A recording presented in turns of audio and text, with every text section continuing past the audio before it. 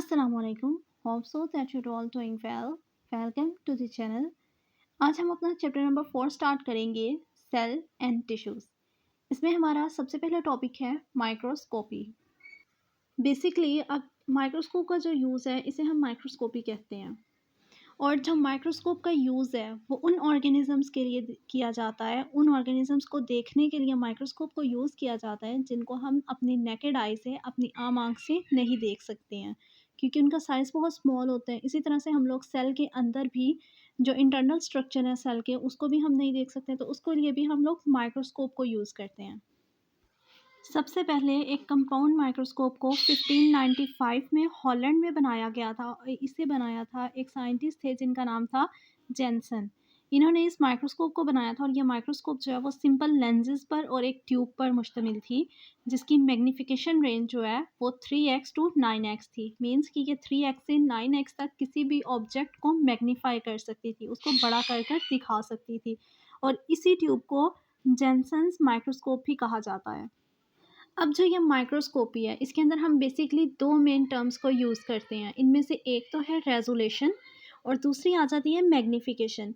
Magnification होती है किसी भी ऑब्जेक्ट को मैग्नीफाई किया जाता है, इसमें उसका जो अपेरेंट साइज़ है उससे बड़ा करके दिखाया जाता है। जैसा कि हम मैग्नीफाइंग ग्लास तो आपने सुना होगा, तो उसे मैग्नीफाइंग ग्लास क्यों कहते हैं? क्योंकि वो जिस भी चीज़ को उसकी मदद से देखा जाता है तो वो उस चीज़ को बड़ा करके दिखाता है। जो मैग्नीफाइंग ग्लास है उसका जो उसके अंदर जो लेंस लगा होता है, उससे वो चीज़ जो है वो बड़ी नज़र आती है। इसी तरह से जो मैग्नीफिकेशन है, वो भी उस चीज़ को बड़ा कर कर दिखाती है। किसी भी ऑब्जेक्ट को जिसको हम मैग्नीफाई कर रहे हैं, जिसको हम माइक्रोस्कोप में स्टडी कर रहे हैं, तो माइक्रोस्कोप में ये एबिलिटी होती है कि वो उस ऑब्जेक्ट को मैग्नीफाई करती है, उसको बड़ा करके दिखाती है उसके अपीरेंट साइज़ में। और ये बहुत इंपॉर्टेंट फैक्टर है माइक्रोस्कोप का। अब जो नेक्स्ट माइक्रोस्कोप की जो सेकंड टर्म थी वो थी रेजोल्यूशन। रेजोल्यूशन होता है कि उसमें इमेज को क्लैरिफाई किया जाता है, उसकी क्लैरिटी को इम्प्रूव किया जाता है, उस इमेज को क्लियर किया जाता है। अब जैसा कि यहाँ पर अगर हम रेजोल्यूशन के बगैर देखें तो यहाँ पर हमें एक ही डॉट नज़र आ रहा है, जो दरमियान वाली पिक्चर है 3rd नंबर पर, तो वहाँ पर हमें एक ही डॉट नज़र आ रहा है।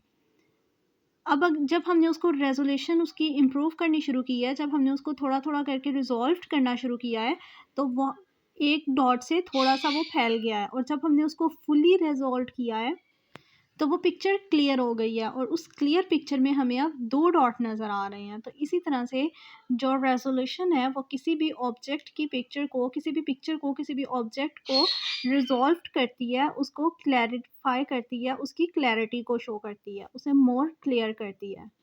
अब यहाँ पर एक बहुत इंटरेस्टिंग फैक्ट है कि जो ह्यूमन आई है, ह्यूमन आई जो है वो 2 पॉइंट्स के दरमियान डिफरेंशिएट करती है अगर वो पॉइंट्स 0.1 मिलीमीटर अपार्ट हों, एक दूसरे से 0.1 मिलीमीटर अवे हों। यानी कि उन 2 पॉइंट्स के दरमियान का जो फ़र्क है अगर वो 0.1 मिलीमीटर हो, तो वो ह्यूमन आई जो है उसको डिफरेंशिएट कर लेती है।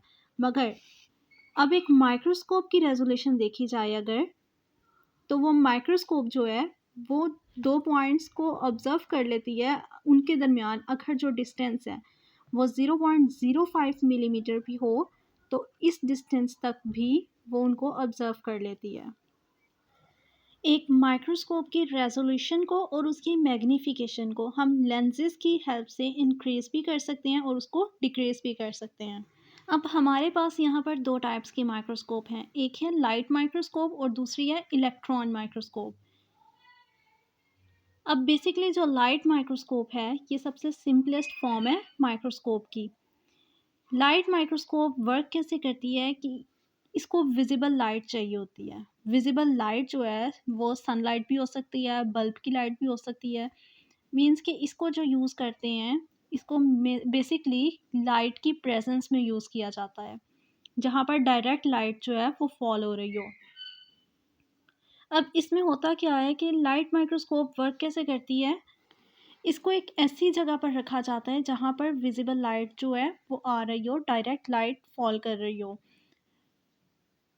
अब इसके इसके स्टेज आपको दिखाया जा रहा है। इसके स्टेज पर जो आगे डिश बनी हुई है ट्रे लेंसेज़ के नीचे, वहाँ पर एक स्लाइड रखी जाती है, एक स्पाइसमैन रखा जाता है और इस माइक्रोस्कोप को इस तरह से सेट किया जाता है कि जो इसका नीचे मिरर है वहाँ पर लाइट फॉल हो और वो डायरेक्टली पास हो स्पाइसमैन से और लेंसेज तक चले जाए, जो ऊपर जो लेंसेज हैं वहाँ तक चले जाए।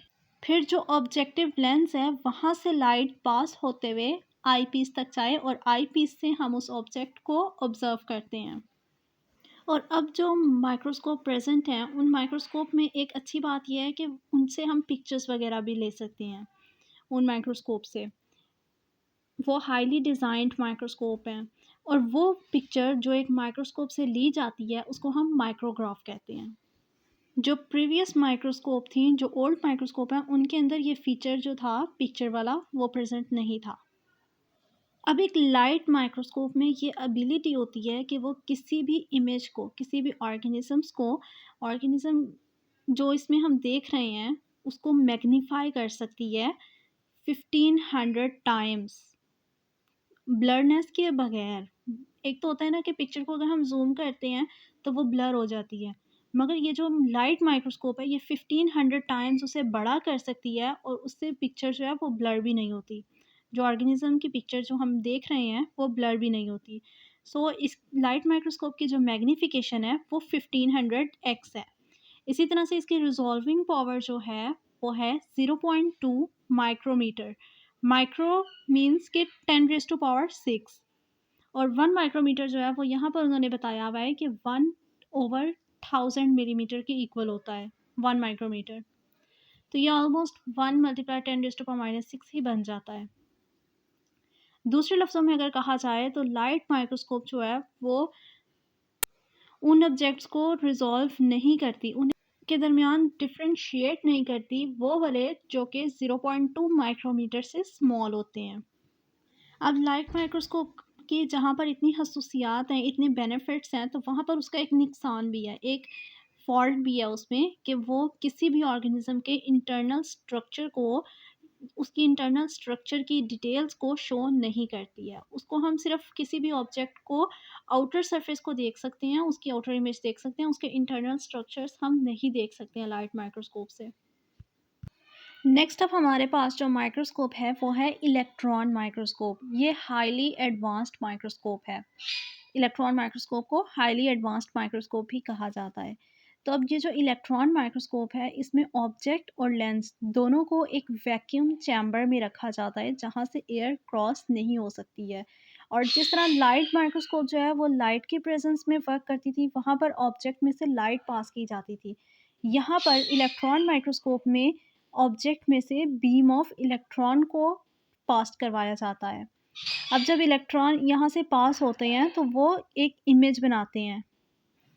अब यहाँ पर जो लेंसेज यूज़ हुए हुए हैं इलेक्ट्रोमैग्नेटिक लेंसेज, वो उस इमेज को जो उनके अंदर स्पाइसमैन रखा गया है, जो ऑब्जेक्ट उनमें रखा गया है, उसकी पिक्चर को वो इनलॉर्ज करते हैं और उसकी इमेज को फोकस कर कर स्क्रीन पर दिखाते हैं।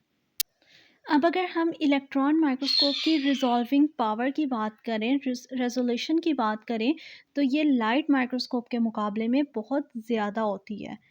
जो मॉडर्न इलेक्ट्रॉन माइक्रोस्कोप हैं वो किसी भी ऑब्जेक्ट को, चाहे वो जितना भी स्मॉल हो, ऑलमोस्ट 0.2 नैनोमीटर वाले को भी मैग्नीफाई कर सकती हैं, उसके दरमियान में भी फ़र्क वाज़ेह कर सकती हैं। और अब 0.2 नैनोमीटर वाले को भी, जैसा कि हमने बोला है कि वो डिस्टिंग्विश कर सकती हैं, उसके दरमियान भी वो डिफरेंस को शो कर सकती हैं। तो अब 1 नैनोमीटर को अगर हम देखें तो ये 1/1 मिलियन मिलीमीटर के इक्वल होता है, जो कि 1000 फोल्ड्स। ये जो इलेक्ट्रॉन माइक्रोस्कोप है ये किसी भी ऑब्जेक्ट को, किसी भी स्पाइसमैन को लाइट माइक्रोस्कोप की निस्बत 1000 टाइम्स ज़्यादा मैग्नीफाई करती है, ज़्यादा उसको रिज़ॉल्व कर कर दिखाती है। और इसकी रिज़ॉल्विंग पावर के साथ साथ इसकी मैग्नीफिकेशन पावर जो है वो भी बहुत हाई होती है। अब जैसा कि ये किसी भी ऑब्जेक्ट को 2500,000 टाइम्स उसको मैग्नीफाई कर सकती है, उसको बड़ा कर कर दिखा सकती है। अब इलेक्ट्रॉन माइक्रोस्कोप की मदद से हम किसी भी ऑर्गेनिज्म का इंटरनल स्ट्रक्चर भी देख सकते हैं। इलेक्ट्रॉन माइक्रोस्कोप में बेसिकली जो बियोलॉजिस्ट हैं वो 2 तरह की इलेक्ट्रॉन माइक्रोस्कोप यूज़ करते हैं।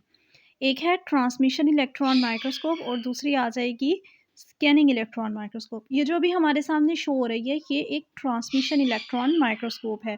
इसको हम लोग टीईएम भी कहते हैं और इसके अंदर एक स्पेशलिटी होती है कि ये ट्रांसमिट करती है किसी भी स्पाइसमैन को। इस माइक्रोस्कोप को यूज़ किया जाता है किसी भी सेल स्ट्रक्चर को इंटरनली स्टडी करने के लिए, किसी भी सेल के इंटरनल स्ट्रक्चर को स्टडी करने के लिए टीईएम को यूज़ किया जाता है।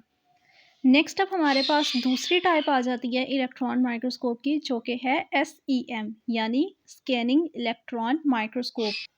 इसमें इलेक्ट्रॉन रिफ्लेक्ट होते हैं। इलेक्ट्रॉन्स जो हैं वो मेटल कोटिंग सरफेस से टकराते हैं और उसके बाद रिफ्लेक्ट बैक होते हैं। और इस इलेक्ट्रॉन माइक्रोस्कोप को बेसिकली यूज़ किया जाता है सेल के सरफेस का जो स्ट्रक्चर होता है, सेल सरफेस का स्ट्रक्चर, उसको स्टडी करने के लिए।